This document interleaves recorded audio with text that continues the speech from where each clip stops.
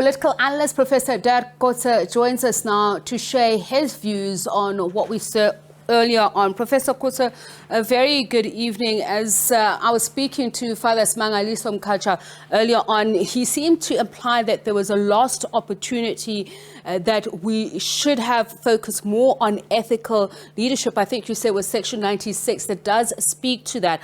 I'm just wondering, though, overall, was this averted accountability?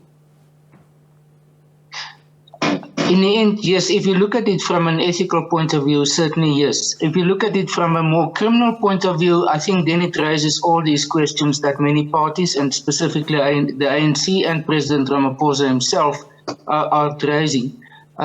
Section 96 constitutes 3 of the 4 main points that's been raised by the ATM in the motion that they've tabled originally. And I think if that has become the main issue about the ethical conduct of President Ramaphosa, it would have been a more convincing case than trying to establish what are the specific facts in this case and whether that constitutes criminal transgressions or not.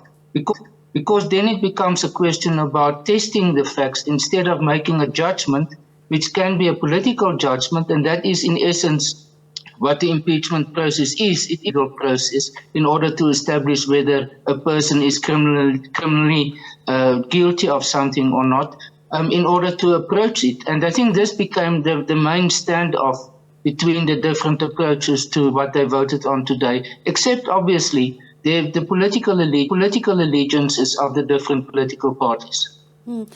It is part of the problem that for a subject that is so much discussed, there really is not much in terms of literature, but also inculcating the understanding of the complexities of ethical leadership, both in the public and political realm.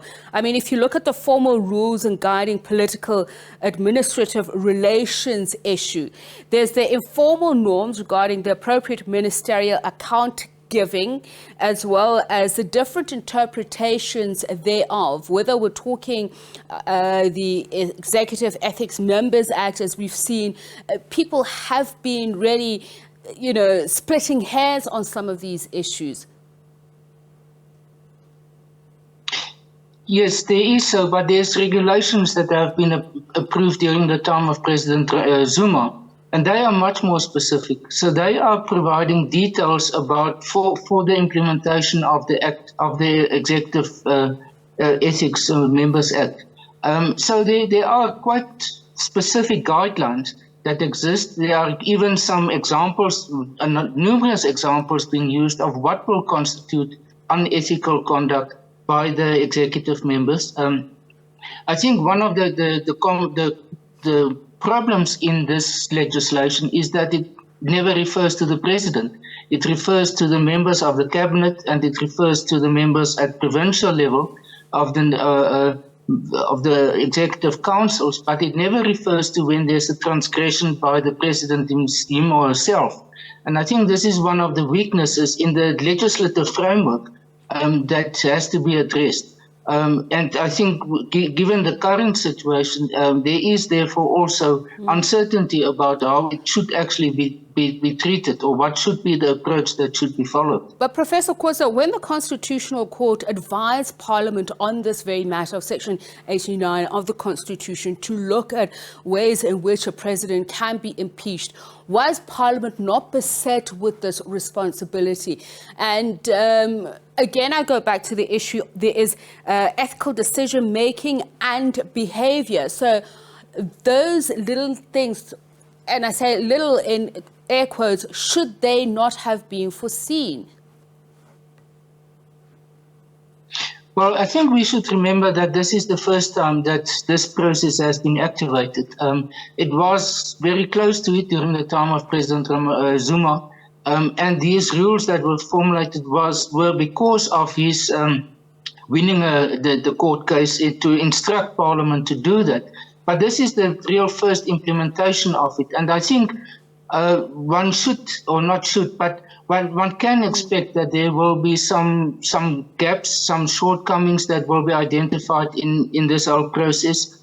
I, for example, think that after this, looking back at the experiences, both of this as well as of the public protector, that the role of this committee will have to be reassessed. Okay. Because this committee, right in the beginning, became quite controversial because the Constitution talks about Parliament must do the investigation and not an external committee. And that became the bone of contention in the debate when these regulations were established. Final question, is this a teachable moment for the party as it goes to its elective Congress?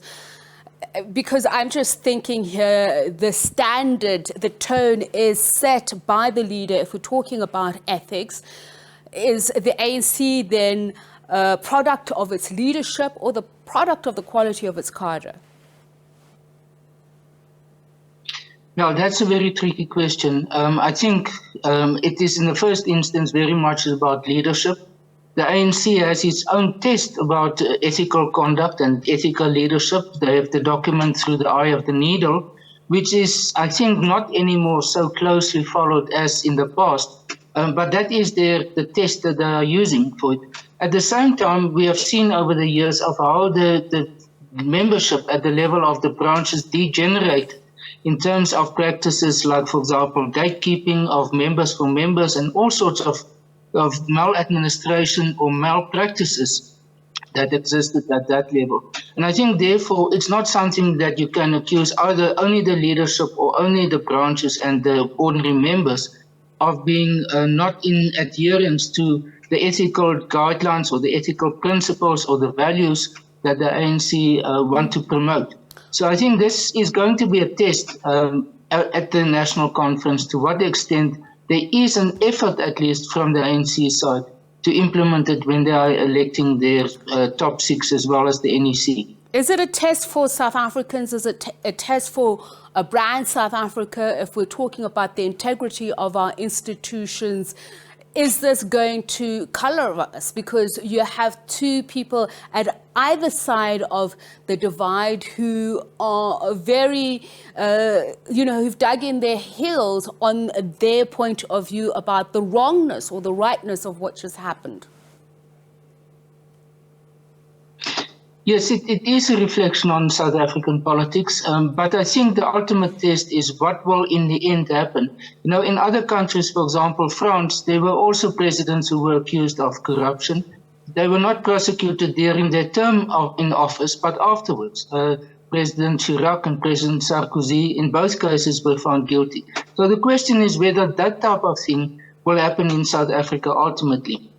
Maybe not during the term of office of a president, but whether a person can simply walk away or whether that will catch up with those involved in it. So it's not a question of when, but rather that it does happen ultimately and that it is seen that justice is ultimately served.